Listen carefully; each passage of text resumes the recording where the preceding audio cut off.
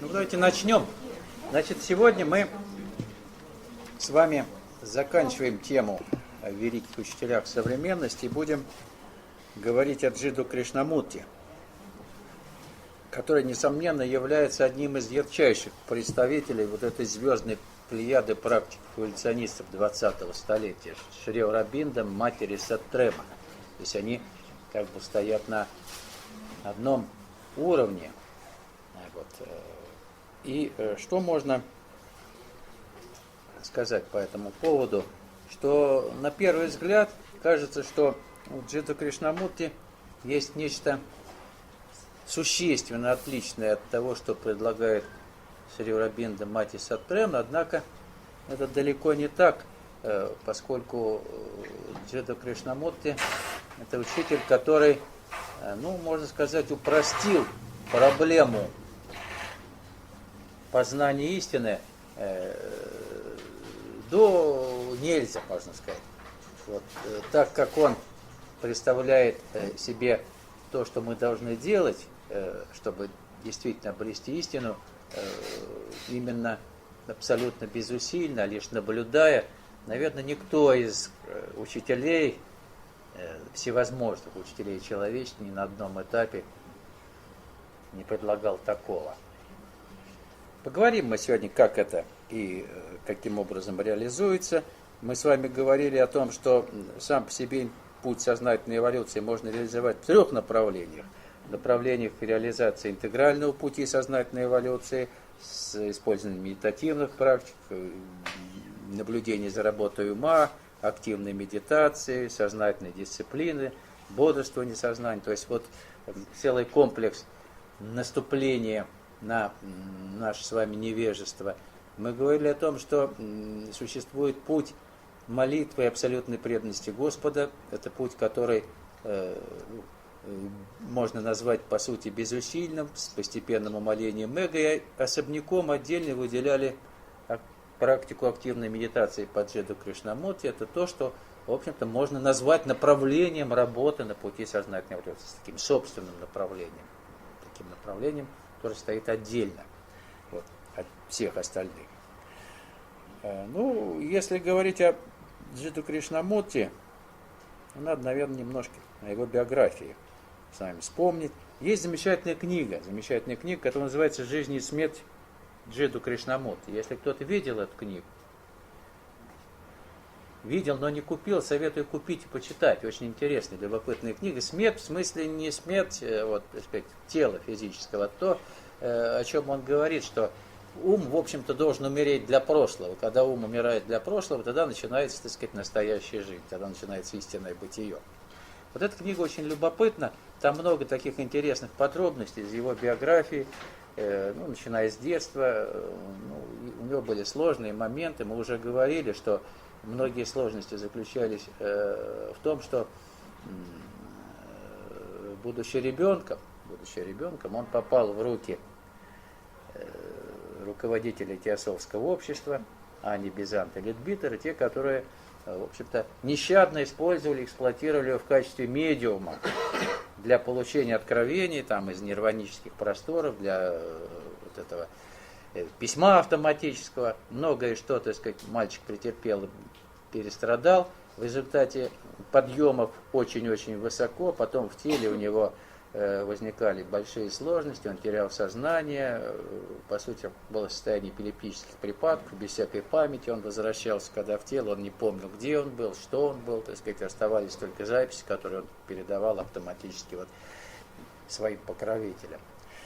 Значит, родился Кришнамурти в Индии, недалеко от Мадраса, в семье брахманской, то есть в семье людей, которые были из высшей касты, из высшего сословия индийского, то есть из избранных, то есть способных к духовной работе. Свое имя он получил в честь Бога Кришны. Вот. И после ранней смерти матери все заботы о многодетной семье, в семье было много детей, легли на плечи отца, который переехал в город Адьяр, где была штаб-квартира вот этого теософского общества. И тогдашние руководители, вот я их уже говорил, Ани Бизант и Литбитер, давно искали мальчика для высокой миссии, как они считали, для миссии проводника мирового учителя, чтобы в его тело должен вселиться мировой учитель, который приходит на землю, а тело надо подготовить соответствующим образом. То есть вот вместилище для высокого духа. Вот так они мыслили себе вот то, что должно было произойти с мальчиком. И выбор их пал на 14-летнего Кришну. Почему он, так сказать, был выбран? Вот в этой книге любопытной «Жизнь и смерть Джиты Кришнамурти» говорится, что мальчик был с детства, с раннего детства очень медитативен, молчалив, то есть глаза у него были такие стоячие, рот полуоткрыт, даже считали, что умственно отсталый ребенок, вот такой, так сказать, даже по мнению. Вот. И он сам говорил потом, что с раннего детства у него, по сути, мысли-то в голове не возникало. Он все время был в реальном времени, здесь, сейчас. Это, безусловно, миссия, это, безусловно, воплощение, и такое, так сказать, значимое, серьезное. Вот. И его брат был, вот, они с ним были небольшой разницы в возрасте.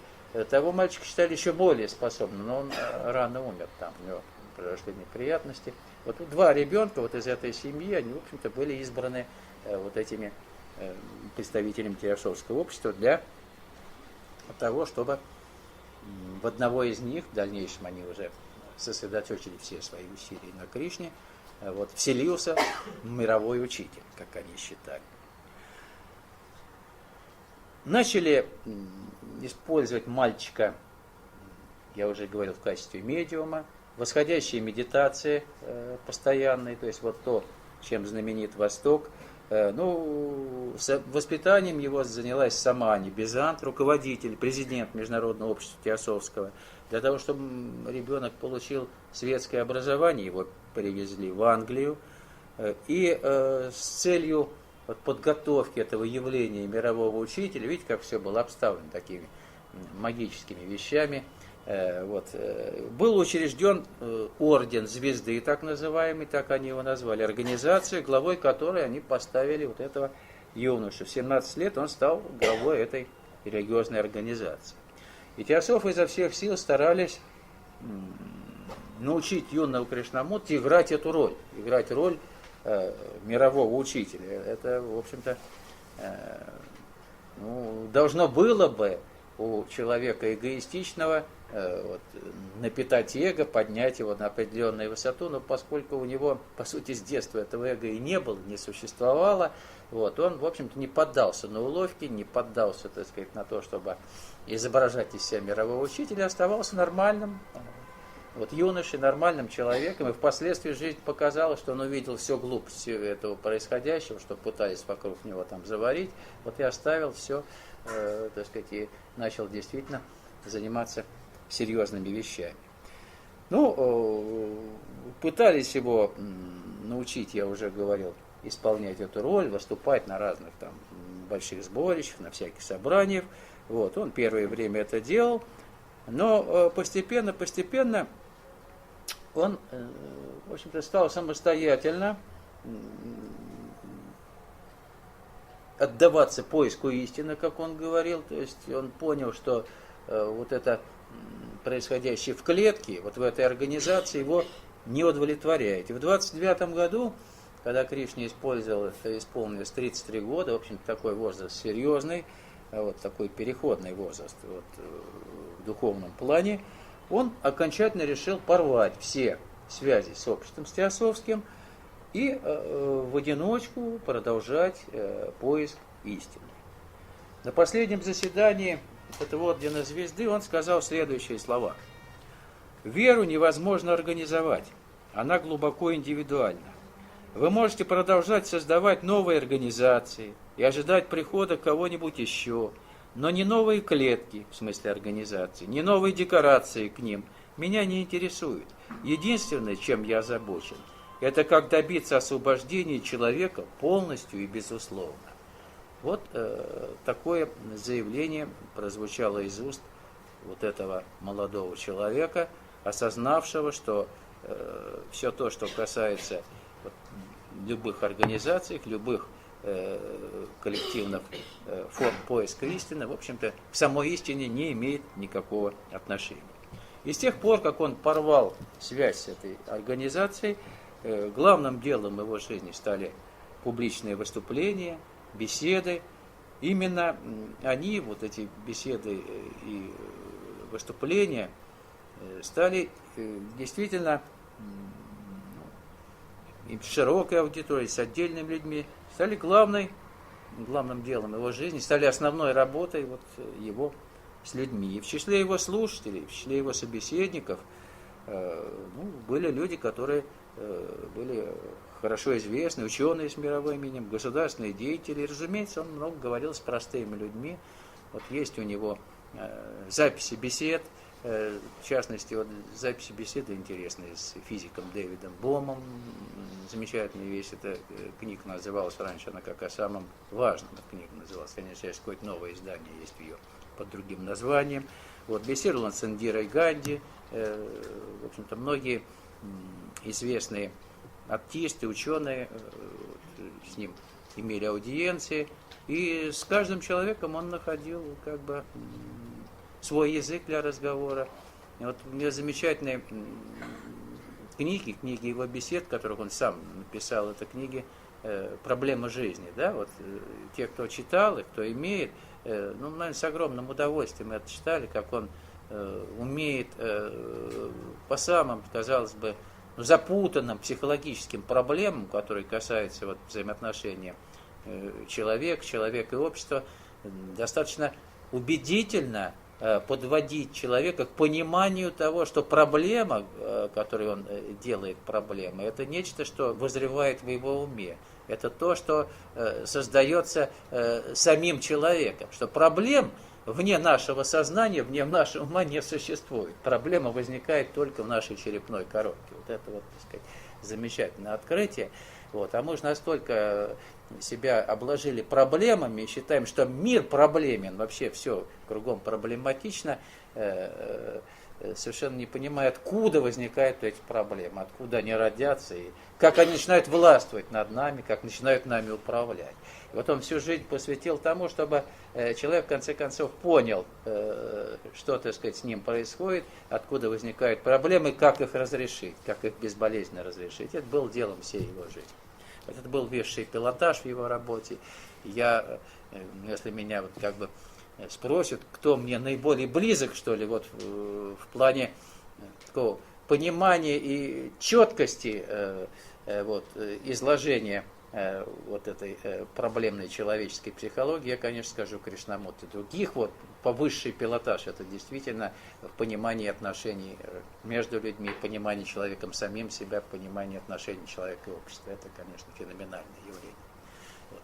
Ну, это не значит, что все должны испытывать такие же ощущения, поскольку, не то, что до этого надо дорасти, бывает человеку, свойственно иметь склонность, особенно в начальных этапах работы, к чему-то другому. Кто-то идет там по линии витальной, кто-то идет по линии ментальной, кто-то идет по линии психического существа, как в работе, от чего он отталкивается, а кто-то, в общем, сразу зрит в корень.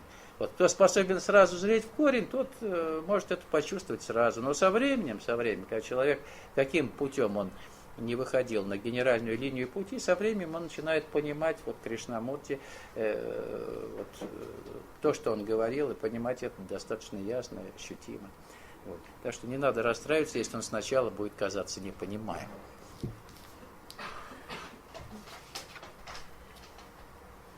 Где бы Кришнамурти ни был, где бы он ни выступал, его принимали везде в качестве духовного учителя. Он выступал в Швейцарии, регулярные у него были выступления ежегодно в США, в Англии, в Индии. Организовывались такие достаточно продолжительные ежегодные циклы его бесед. Сам он категорически возражал против создания организации людей, так называемых последователей, которые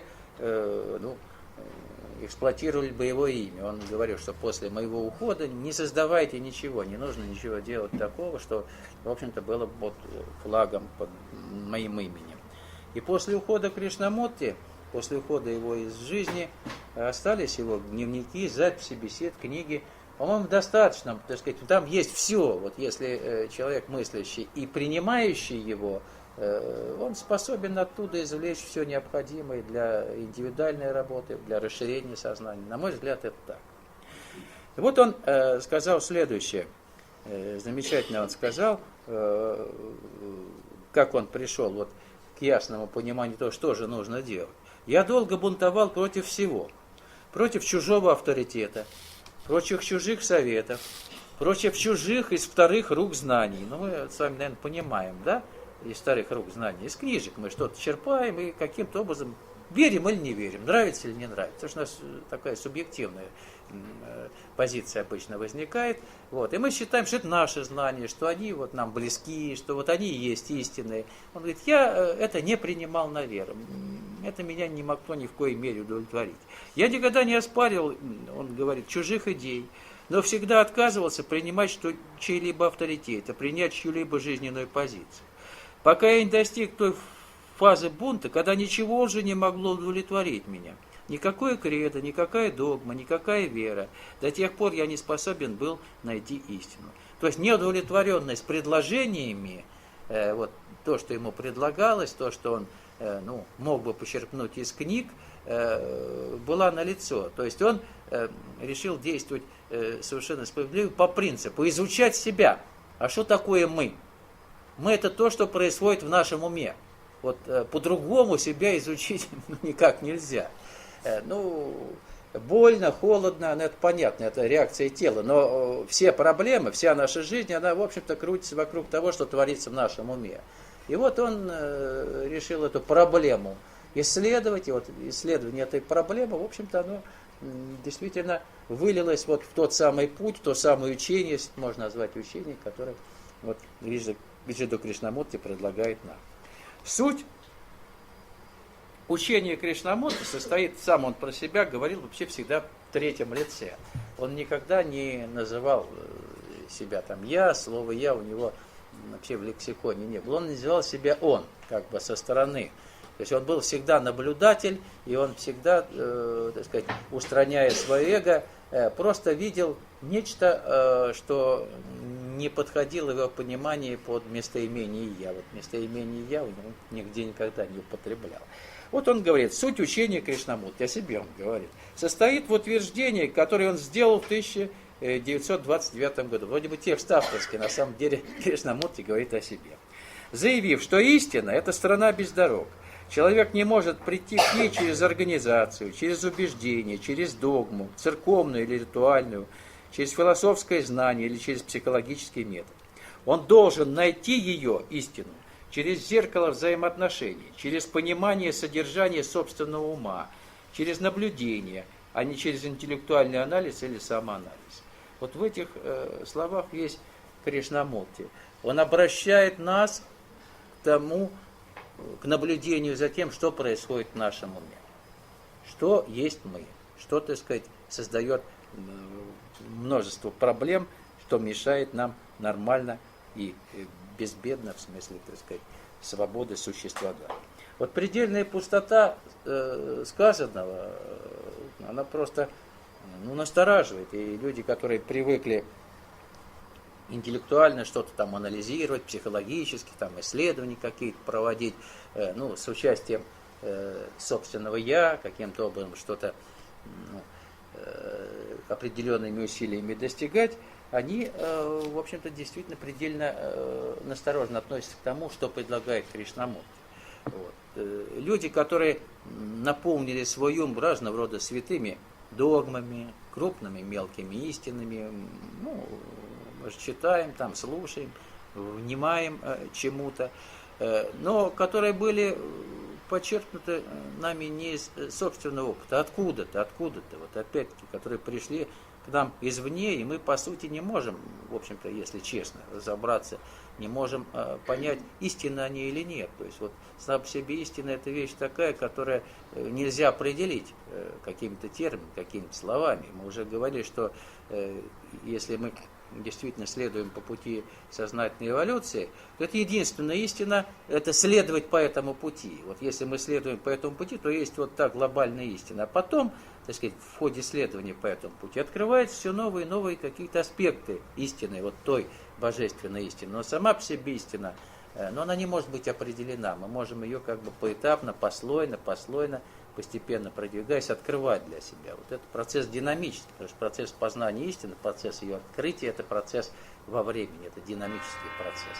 Вот. И со временем мы действительно в этом убеждаемся. Действительно, человек, по сути, никогда не воспринимает мир таким, каков он есть на самом деле. Вот. Есть ли у нас вообще понимание того, каков этот мир? Наверное, если честно сказать, что мы, в общем-то, не можем его определить, потому что между этим реальным миром и нами стоит всегда барьер определенный, наша память. У нас есть определенное представление обо всем, что в этом мире происходит. Он всегда отгорожен каким-то барьером, а барьер это наша память. Это то, что накоплено у нас в памяти в нашей, в этих биохимических структурах. То есть, по сути, мы всегда через какую-то ширму видим этот мир, всегда видим его через какое-то препятствие, какая-то аберрация происходит. Мы не видим реальность в ее чистом виде, такой, которой она на самом деле является. И вот он это увидел достаточно рано и понял, что действительно мир можно, который мы воспринимаем, назвать иллюзией, если честно, потому что это иллюзия нашего ума, это не то реальное, что на самом деле существует. И многие вещи, касающиеся этого мира, касающиеся прошлого, настоящего и будущего, это тоже иллюзии, которые мы зачастую в своих теориях, догмах, научных каких-то концепциях строим.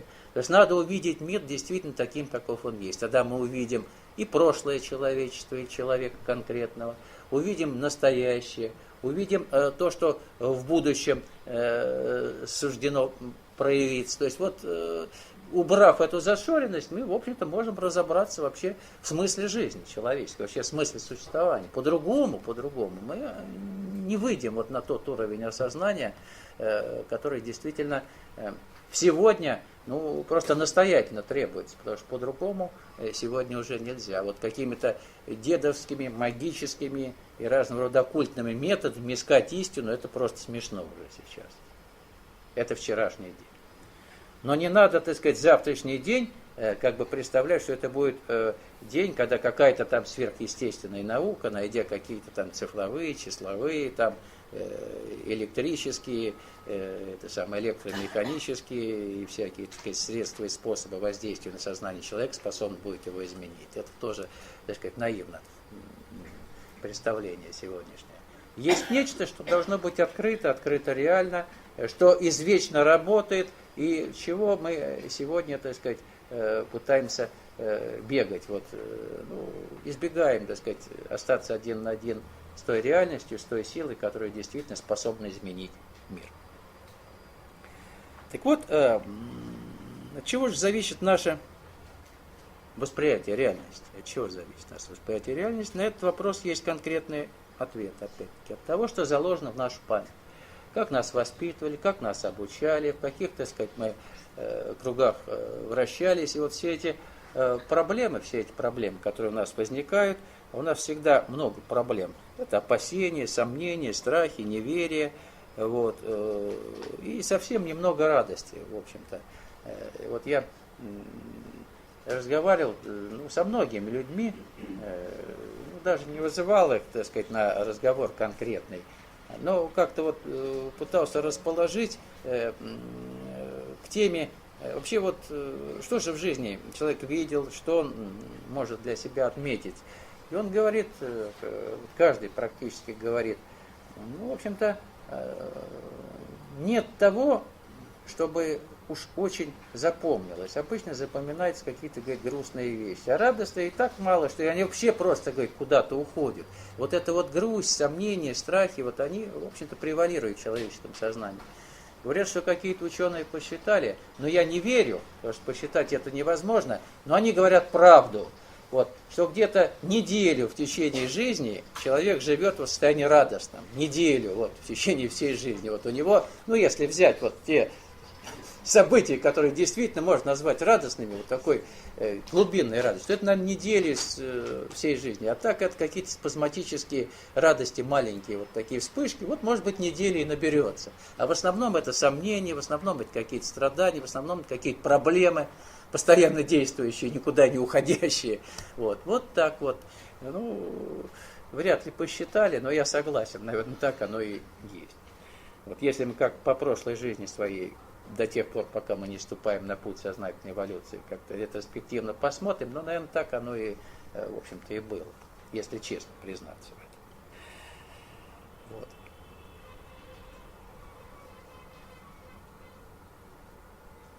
Вмешательство нашего ума в любой процесс, так сказать, восприятия, вмешательство ума в виде мысли, который из памяти извлекается, процесс восприятия полностью обуславливает наше восприятие. То есть мы всегда видим мир вот ангажированным каким-то, уже, так сказать, заранее, априорно мы его навешиваем на него какие-то определенные ярлыки.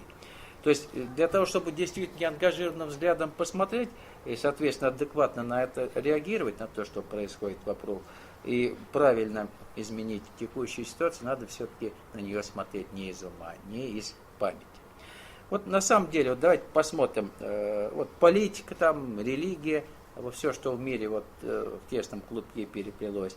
Вот взгляды коммунистов, там, социалистов, монархистов, кого хотите, разных истов в корне разнятся, вызывая совершенно противоположные точки зрения и взгляды вот на всякие, так сказать, процессы в обществе происходящие. До кровопролитных схваток там доходит, до бог знает чего. Тех же самых религий, взгляды буддистов, там, иудаистов, христиан, мусульман. Смотрите, как разнятся, да? Вот, ну, совершенно, так сказать, противоположные вещи. И человек уверен, что он прав, человек уверен, что он говорит из истины. Вот такой своеобразный фашизм. Вот. Все остальное как бы не существует. Все остальное, ну, негодящее. Все остальное противное. То, с чем надо воевать, казалось бы. Да, смотрите, как-то очень странно происходит в этом мире. Вот все говорят об истине, все говорят, что это истина, что они ее исповедуют, что они являются ее проводниками. Очень странная ситуация возникает. Вот. Среди тех же христиан, смотрите, сколько разделений. На католиков, на православных, на протестантов разных мастей, различные секты, там, ну, масса. Где-то 160 религий вообще в мире официально насчитывается разных. Вот смотрите, вот и каждая как бы считает, что она является монопольным владельцем истины там, и прочего. Вот. Отношение к одним и тем же событиям, отношение к одним и тем же фактам у представителей разных слоев общества, разных профессий тоже далеко не тождественно. Да? Вот профессиональный там физик и художник смотрят на одни и те же вопросы и проблемы совершенно по-разному. Да? Кто-то пытается мир втиснуть или какое-то событие в математические формы, кто-то представить пытается в образах каких, каждый считает, что он абсолютно прав, что его, так сказать, точка зрения, его вот, творение является вот, истинным и правильным. Вот. Даже, смотрите, ну, это ну, на уровне каких-то, будем говорить,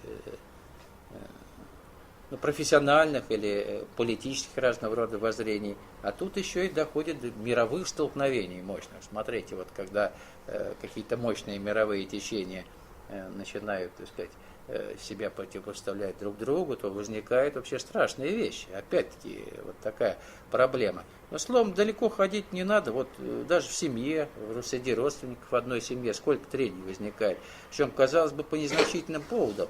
В общем-то, за что ни возьмись, возникает целый спектр проблем, надуманных проблем. Они, в общем-то, надуманы, они рождаются в уме. Вот. И люди, в силу своей эгоистичности, в силу, опять-таки, того, что заложено в их памяти, они не могут найти общий язык, они не могут видеть одни и те же события вот в одинаковом свете. Всегда есть, ну, как бы, разные точки зрения. И вот смешно смотреть, когда какая-нибудь передача, вот собираются ну, солидные люди там, ну, с титулами, там бывают и академики, и депутаты всякие там разные. И вот они об одной проблеме говорят. Вот говорят, у одного такой взгляд на эту проблему, у другой там второй, у третьего третий.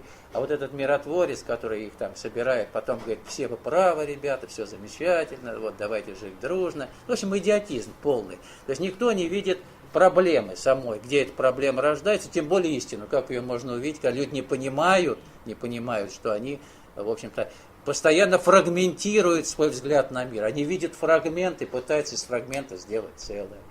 Либо из мелких фрагментов составить целое. То есть вот то, чем люди постоянно занимаются.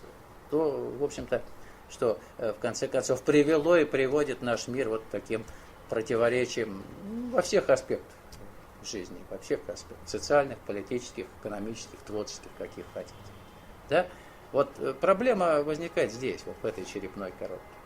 Проблема возникает из того, что заложено, из того, что зафиксировано, из того, что, там сказать, хранится в нашей памяти.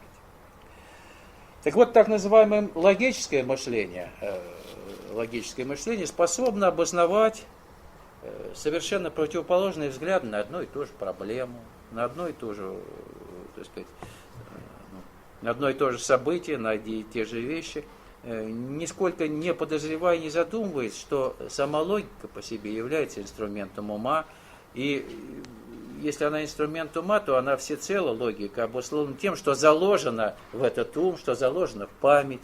Вот заложи туда другое, можно, в общем-то, совершенно другую позицию занять. Вот то, что заложено, то и получается. Так же, как в машину, вот, в компьютер закладывать, что заложил, то и получится. Заложил другое, получится другое.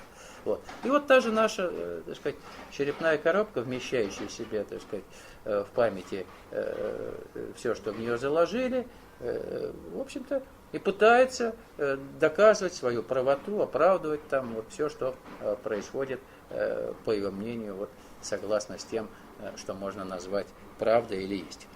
Так вот, ум настолько врос корнями в любой процесс восприятия, что без его участия мы не можем даже природой наслаждаться. То есть вот там, где бы просто вот надо выйти и не думать, а просто смотреть вот на какие-то вольные просторы, у нас всегда возникают какие-то проблемы. Что-то увидели не так, там мусор, там соринка. Здесь вот назвали цветок, что вспоминать, от печени он или от почек, если заварить чай там вот из этого цветка. То есть постоянно какая-то глупость, постоянно вот что-то цепляет и выводит нас из реальности, постоянно заставляет работать ум. Вот на природе даже, вот где казалось бы, ну смотри, вот все у тебя есть. Ведь если бы не было ботаники, названия цветков, вот разве мы стали бы, если в уме этого не было, называть эти цветки? Мы бы просто любовались, наверное, больше нам ничего и не надо. Вообще счастливый был первобытный человек, он жил, в общем, в согласии с природой, он никак не обозначал для пользования вот эти вот все растения, все, что там вокруг было, да? То есть вот... Ну вот, смотрите, действительно в уме все происходит. Вот Кришнамурти постоянно обращает нас внутрь, вглубь себя. Смотрите, что происходит в вашем уме. Смотрите, откуда что рождается. Смотрите, откуда, так сказать, возникают все проблемы. Вот он это долбит постоянно. Постоянно. То есть хочешь, не хочешь, волей-неволей, ты, в общем-то, должен обратить внимание на то главное, что он видит в нас. Мы настолько привыкли ставить барьер из мыслей между истинной вещью или явлением и собой, что не представляем вообще иного восприятия окружающего мира, как вот пропустив его через мысль. А мир, в общем-то, совсем другой. Но мы его делаем безжизненной схемой. Мы его вот в рамки, так сказать, своего собственного восприятия втискиваем, и он без всякого аромата, он загнан в какую-то схему, и радости-то нет. Вот. Мы его анатомируем постоянно, мы его в рамки моделей пытаемся втиснуть, а он другой. Реальность на самом деле другая. Она действительно божественная. Она может быть неприглядной с человеческой точки зрения, но она всегда радостна. Вот когда Кришнамурти пишет вот в своей книге «Проблема жизни», он говорит, вот идет бедняк там, в грязи кто-то, вот нищий какой-то, и у него радость, вот у самого Кришнамурти. И бедняк, и нищий, он, в общем-то, не расстраивается, у него в уме проблем нет, он живет, он видит, так сказать, вот это состояние пребывания в Боге. А тут же вот какой-нибудь эстет говорит, ой, какой ужас, как ужасно, вот они все в грязи, вообще какой ужас, накручивает вот массу проблем, надо бы вот их спасать, надо бы создать организацию благотворительную, вот делать добро там, и начинается. То есть вот то, что на контрасте способен увидеть человек, ну одна и та же картина, в общем-то. И бедняку этому неплохо, Вот, и тот, кто наблюдает без ума, неплохо. Вот, а вот тот, кто с умом, он пытается сразу все изменить, вмешаться и каким-то образом вот, создать проблему. Это вот в его книгах, вот «Проблемы в жизни», вот как он описывает разные ситуации, казалось бы, ситуация, в общем-то, нерадостная, ну, в каком-то смысле. Но тут поет птичка, он слышит, что поет птица в это время. Вообще мир совершенно другой, он слышит, как птица поет. Он не поглощен тем, что идет бедняк там по грязи, сгорбленный или еще что-то. Он еще птицу слышит, и бедняка этого видит. То есть мир для него целостен. А тот, кто умом мир воспринимает, он видит либо птицу, как ее звать, там, как ее подстрелить или убить, либо бедняка этого. Он не видит мир, он в Боге не пребывает, он в реальности не пребывает. Пребывание в реальности – это нечто, что не фрагментирует, но зато ты принимаешь все в целом. Ты видишь и того, и другого, и третьего. То есть этот мир, который, в общем-то, таков он. Вот он сейчас такой. Он должен стать другим, он непременно должен стать другим. Для того, чтобы он стал другим, надо для начала все-таки для тебя остановить машину ума, посмотреть, в общем-то, какой он есть на самом деле. А мы его не видим таким, каков он есть. Вот в этом вот очень большая проблема. Он нас возвращает и тыкает носом нам вот к тому, чтобы мы все-таки вернулись к главной проблеме. Откуда берутся все страхи, сомнения, страдания? Где они возникают?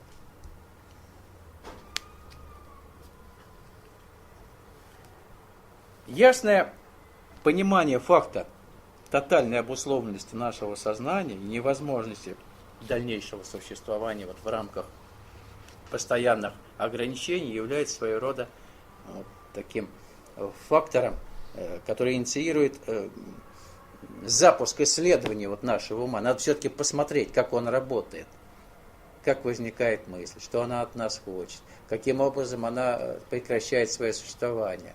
Вот. Когда она остается довольной нами, когда она остается недовольной нами, то есть ее надо изучать. Так вот, когда мы с вами говорили об интегральном пути сознательной эволюции, мы говорили, что мы начинаем этот путь интегральный с изучения работы собственного ума. То есть мы должны разобраться, что происходит в нашем уме. Если помните, мы говорили, что первое, что если мы будем наблюдать за работой ума, первый вывод, который мы делаем, что беспрестанно ум работает, он перемалывает одну за другой мысль. То есть они встают в очередь, каждая мысль одна обработана, вторая, третья, может задержаться надолго одна мысль, да? Но тем не менее он без простоев работает наш ум, это факт. Вот. И если мы понаблюдаем дальше, то увидим, что, в общем-то, мысли к нам приходят далеко не те, которые мы желаем, не те, которые мы зовем. Они входят как бы вне зависимости от нас. Они просто влетают, создают какую-то проблему, создают эмоциональную реакцию, и мы начинаем эмоционально реагировать, либо вступать с ними в диалог. То есть, понятно, без нашего ведома возникают мысли, без нашего ведома они проникают в нас. Но мы настолько себя, не замечая, в общем-то, начинаем отождествлять себя с мыслью. Как только мысль важна, это моя мысль, я ее придумал, то есть она мне важна сейчас. Да не важна она вам создает беспокойство, она приходит к вам только для того, чтобы напитаться энергией вашего внимания. То есть это паразиты, которые бесконечно, вот такой круг определенный паразитов. Кого-то одни паразиты кусают, кто-то одни проблемы создаются психологические, кого-то другие. Но это то, что требует от вас внимания. Это энергетические формации, внедряющиеся в ваш ум активный, в ваше сознание, чтобы вызвать у вас реакцию. Эмоциональную, либо словесную, ответную. То есть вы должны на них отреагировать. И мы настолько себя, так сказать, не столько не замечаем вот этот процесс механический, что считаем это мысли своими, жизненно важными. Если она к нам пришла, значит, надо ее обдумать, надо ее решить, надо каким-то образом с ней разобраться. Смотрите, вот мы, в общем-то, играем в такую игру в течение всей жизни. Если человек, он, в общем-то, не начнет заботиться о том, что происходит в уме, он всю жизнь проживет вот в этих глупых иллюзиях, питая массу паразитов. Вот. Кто-то удовлетворяется тем, что имеет, кто-то недовольный бежит к врачу, пытается избавиться вот от того, что его гнетет, но никто, по сути, не удосужится разобраться, а почему же это происходит, откуда все это происходит, что такое мысль, что она от нас хочет. И когда можно ее каким-то образом хоть прекратить? Есть ли способ избавиться вот от этой тирании ума? Конечно, есть. Ответ на этот вопрос дан. Но он требует понимания. Если мы понимаем механизм работы мысли, механизм ее взаимодействия с нами, то тогда и проще, используя определенные практики, остановить ум и дать возможность той силе, которая способна в дальнейшем сама расправиться вот с этими незваными гостями, войти в нас и начать действительно серьезную трансформирующую работу. Вот этим мы с вами пытаемся на начальных этапах заниматься. Так вот, Кришнамурти перед началом своих бесед, всех своих бесед, требовал от слушателей полноты внимания. Он требовал полного внимания, тотального внимания. То есть перед началом всех бесед он объяснял, что вы должны слушать меня. То есть барьер между говорящим и слушающим, барьер ума должен быть устранен. Что такое барьер ума? Обычно человек, если он что-то слушает, тоже к чтению относится, он обязательно это сравнивает с тем, что он знает, что он изучил. Вот сразу видно, когда бывает, говоришь в аудитории, которая не готова к восприятию, вот эта аудитория обычно, больше половины, они уже вопросов наготовили, миллион, и вот он уже вопрос, как бы не забыть этот вопрос, он уже не слушает, все, у него вот вопрос готов. Никак рассосаться не может. Потом один вопрос, второй, он теряется, и кашлять начинает, у него же першит, хочется сказать, да, кашель появляется. То есть сразу видно, человек не слушает. Когда ему говоришь, слушай, попробуй хоть послушать, что хочет говорящий-то сказать тебе. Потому что как только ты зацепился за что-то колючее, что тебя, так сказать, покоробило в том смысле, что ты раньше на эту тему у кого-то читал, что ты знал, считаешь это истинным, обычный человек, с таким, с опломбом, с определенным, говорит, а вот у этого ведь так написано, когда я спрашиваю, а вы-то как? Я считаю, говорит, так, как у того. А почему вы считаете так, как у того? Потому что а дальше ответить нечего. Потому что. Поэтому каждый сам должен в себе открыть вообще, что есть что. То есть, опять-таки, не кого-то слушать, не что-то в качестве такого авторитетного, чье-то мнение принимать, а действительно открывать это в себе. Это займет больше времени, естественно. Проще во что-то поверить, проще, так сказать, создать себе какую-то модель, не надо никакой работы. Вот так и есть. Мне сказали так, мне это понравилось, хочу, чтобы было так. Истина она такая, что она не хочу, чтобы было так, она может много отличаться от того, что вы хотите, чтобы было так. Поэтому вопрос, так сказать, открытия истины – это вопрос времени, это вопрос наведения порядка в уме, это вопрос, так сказать, устранения всяких предвзятостей. Полнота внимания, слушания, о котором говорит Шри Ауробинда, позволяет во многом человеку отбросить ложные представления о всем происходящем и о самом себе в том числе. То, что он о себе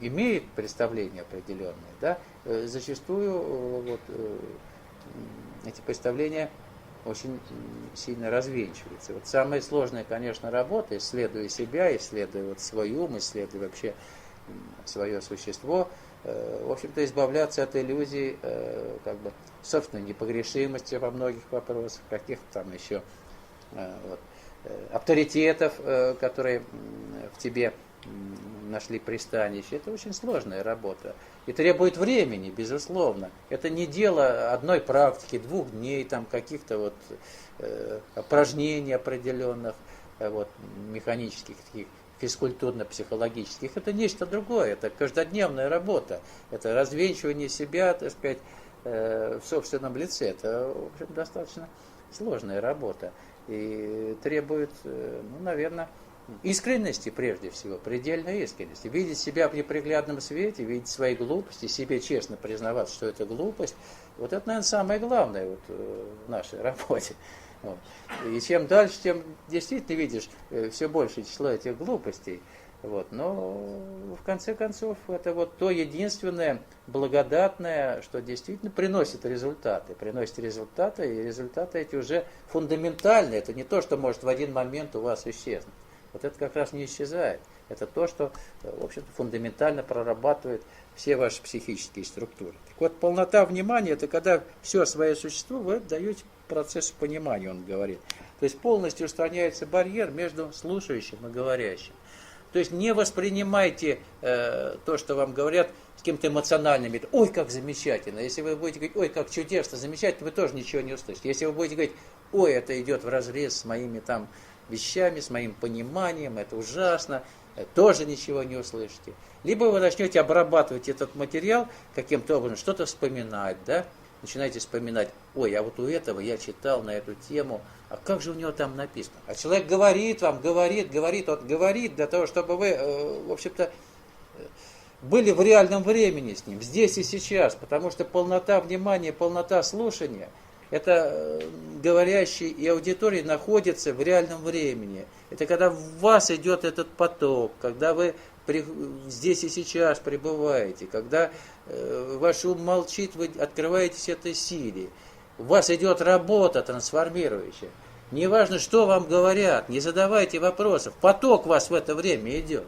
Можно глупости говорить честно, но я стараюсь глупости не говорить. Вот.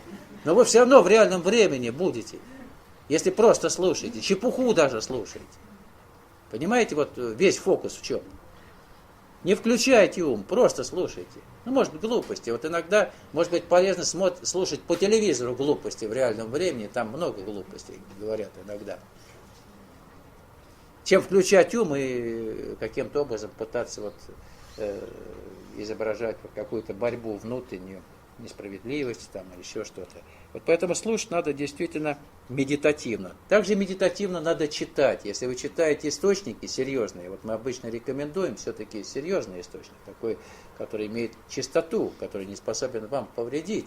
И вот эти чистые источники надо читать вообще без внутренней полемики. Не нужно, так сказать, в уме делать проблему и сравнивать с чем-то. Вот для того и рекомендуются те источники, которые не могут вам навредить. То есть вам не надо сомневаться вот, в том, что вы раньше где-то у других читали по этому вопросу. Вам на веру говорят, вот поверьте, если мы с вами не будем принимать на веру хотя бы то, что действительно сомнению не подлежит, тогда вообще общего языка нам найти будет невозможно. Да? Есть вещи, которые, они проверены временем. Это то, что, в общем-то, действительно нетленно и не может вам никак повредить. Вот читать и слушать надо, находясь в реальном времени. Не включая ум, не эмоционально надо это делать, не включать логическое мышление. А вот молчащий ум является проводником вот той самой силы и впитывается вот то, что вам говорят, не для понимания, не для запоминания, а для осознания в реальном моменте времени. Через вас это проходит, вы это осознаете, но в памяти это не откладывается. То есть это не фиксируется в памяти, то, что вам говорят. И вот любой родниковый источник истины, если вы его читаете, вы его можете через какое-то время перечитывать, как в первый раз вы его читаете. Как будто вообще к нему никогда не прикасались. Вот то, что действительно содержит в себе истину, истина, она не может быть запомнена, потому что истинная вещь, ее словами трудно выразить, ее трудно сформулировать. Вот в момент вы ее ощущаете, вы ее осознаете, она в вас. Но когда вас спросят, так сказать, сдать экзамен, потому что вы слушаете, вы его не сдадите. Но когда нужно, создастся ситуация, вы найдете вот в нужной ситуации, когда потребуются ответы на те вопросы, которые требуют ситуации, вы всегда найдете их откуда-то там извне, они обязательно придут, ответы на эти вопросы. Не из памяти, откуда-то вот они приходят. То есть, опять-таки, очень интересные вещи, которые касаются вот истинных источников. Их запомнить невозможно. Сдать экзамен по ним невозможно. А вот нужное время, в нужной ситуации приходит ответ именно вот тот из тех источников, которые, казалось бы, и прочитали, прослушали, но не запомнили. Не запоминаются они, вот это интересно. Причем со временем вот такое ощущение возникает очень интересное, что вообще все есть вот там, все есть. Ну, как говорят сейчас, банк данных там или еще что-то. Такая некрасивая вещь. Но, тем не менее, действительно там все есть. И когда ситуация вот возникает какая-то, когда нужно что-то там подкрепить какими-то фактами, либо решить какую-то задачу или проблему, вот оттуда приходит решение, оттуда приходит, так сказать, ответ, оттуда приходит как бы оформление того, что ясно ощущается, вот есть оно. Вот иногда у меня вот есть ощущение по поводу там что-то какой-то книги, какой-то статьи. Я знаю, что она же есть, эта статья. Если я сяду, я буду писать, она вот ляжет на бумагу. Но она уже есть. Вот какое-то зерно, кристаллизация центра, он уже есть. И это все оформится. Только стоит сесть, внимание определенное, и все можно это сделать. То есть не надо запоминать, не надо каким-то специальным образом что-то фиксировать, для того, чтобы потом из этих зафиксированных вещей что-то составить. То есть вот самое интересное, что есть центр кристаллизации, который потом притягивает к себе факты или вот то, что потом оформляется вот в какую-то целостную вещь. Если мы хотим понимать то, что говорится, говорит Кришнамурти, нам надо рассматривать это без предубежденности, не сомневаясь или соглашаясь, а действительно слушая. То есть надо не сомневаться, не соглашаться, а слушать. Тогда мы поймем, что нам хотел сказать вот говорящий. К тому же слушание, которое есть своего рода искусство, требует определенного состояния спокойствия ума. У большинства из нас ум беспрерывно активен, постоянно дает отклик на вызов слова, на вызов идеи или образа. И этот постоянный процесс отклика на вызов не приносит понимания. Понимание достигается в состоянии спокойствия ума. Ум в конечном счете инструмент, который думает, реагирует. Это кладовая памяти, результат накопления, результат опыта. Не может быть полного понимания, если этот инструмент все время возбужден, если он реагирует, если он сравнивает то, что говорится, с тем, что уже накоплено. Слушание – это не процесс принятия, осуждения или интерпретации, а полное всестороннее рассмотрение факта. То есть, если вы факт хотите увидеть полностью, ум не должен быть активен.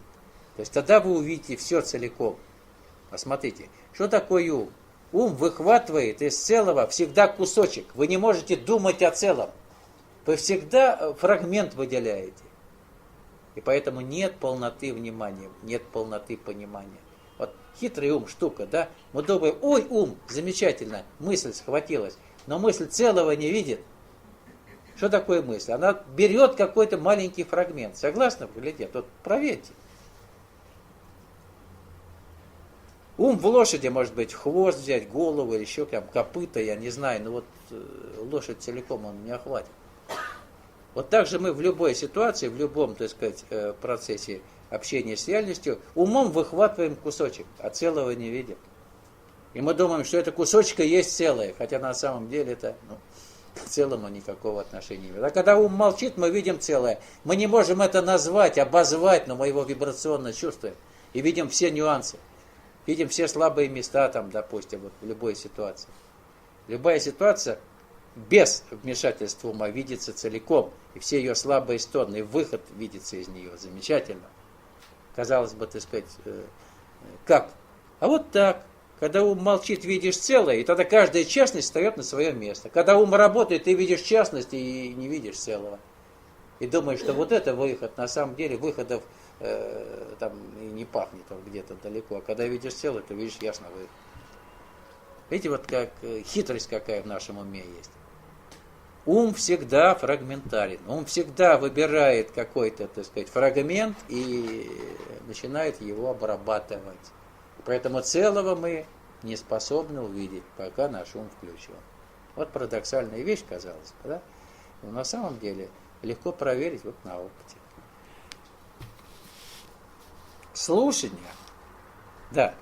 Для этого мозг должен быть спокойным, очень живым, способным воспринимать правильно и разумно. Только тогда вы можете подходить к проблемам человеческого существования как к целостному процессу. То есть только тогда вы можете себя понять вообще, что вы себя представляете. У нас столько наук о человеке, так называемых наук, я даже не знаю, количество, по-моему, огромно сейчас. Но чтобы увидеть целостного человека, никакая наука, она не способна его видеть. Анатомы видят его с точки зрения анатомии, физиологи там с точки зрения физиологии, психологи, так называемые, с точки зрения психологии, Значит, психологии существует штук 15 или 20 там разных, социальной психологии, детской психологии, психологии там, еще каких-то там взаимодействий, зоопсихологии, вообще миллион всяких психологий. Вот целостного нет процесса. То есть все время в науках сейчас идет, так называемых наук, фрагментация полная. Опять процесс целиком, что касается человека, никак не изучается. То есть каждый видит эту проблему с своей колокольни. Каждый пытается решить проблему современного человека, тиснуть ее в рамки своего понимания, что такое человек.